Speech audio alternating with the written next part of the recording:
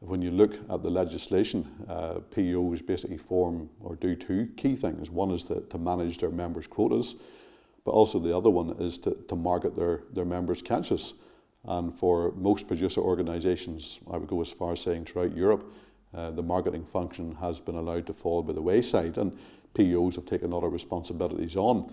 But here in the UK, there are probably 3 producer organisations that are involved in marketing, and it has been a long-term aspiration of ours to get into that field. So it was a big step forward 8 years ago when we opened the Fish Auctioneering Company, which dealt, of course, as all fish auctioneers do, with more commercial, more wholesale sales. But the goal, the next step on the ladder, was to get involved in processing. It's the quest to look for added value to the product, and how, as a fisherman, first of all, being the primary person who catches it and has to have quota for it, how we can make more money out of it. So that it's about adding value to what we do. And in difficult times, this is what you do. You look at your product and how much you can get for it. And I suppose that sort of leads us into one of your main roles here at the PO, to do with offshore. Well, offshore came about because there was a need for diversification. And within the Common Fishery Policy, predominantly whitefish fishing in the Irish Sea has ceased to exist, bar by 2 or 3 vessels. So Common Fisheries Policy has driven that. The other thing with the Common Fisheries Policy, or the reform that we're looking at now, is the diversification.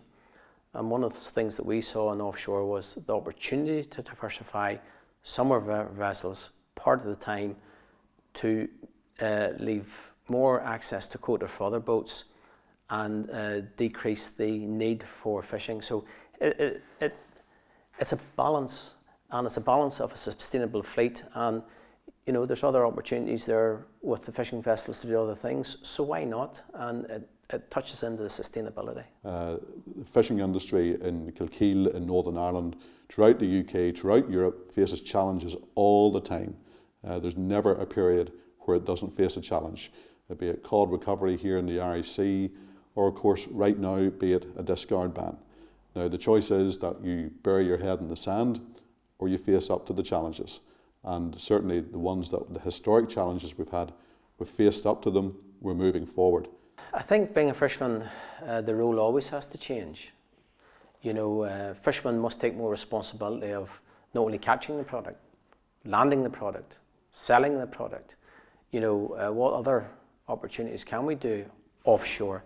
You know, this is all the diversification. This is the fishing industry moving forward, taking more ownership of what's theirs. So that's the way I would see this moving forward. The factory is very, very, very much, it's fishermen for fishermen landing. So when the person goes in the shop, at least they know that sea source has been caught and sold to them by a fisherman.